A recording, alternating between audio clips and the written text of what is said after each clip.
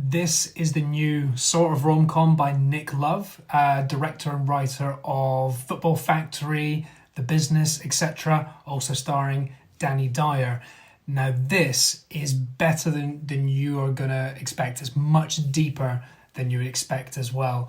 The first 20 minutes is just full of obscenity, violence, and the most amount of C-bombs you've ever heard. It's got to be a world record.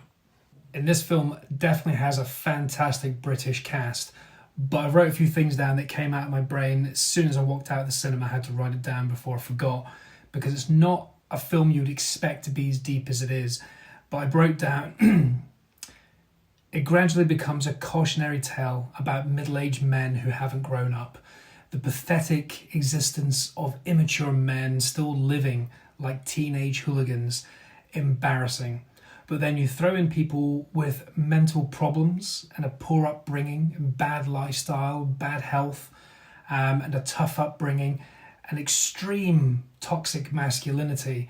His friends in this film think they're helping him, but they're just making everything so much worse and trying to bring him down to their level because they can't see someone escaping the dregs of the way their life is panned out.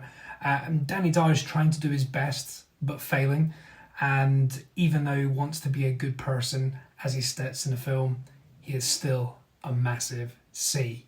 And as I said, this is not what you think it is going to be. It is funny. There are lots of comical moments in it, but it is a darker storyline. Danny Dyer says it's a rom-com like Bridget Jones's Diary, but with lots of C-bombs. But I've put, there is growth. There is a lot of laugh-out-loud moments, but it is a truly devastating film with tough, harsh realities of no prospects except drinking, drugs and violence. And it also just reminded me that I do hate football culture, to be honest. Most of it is vile.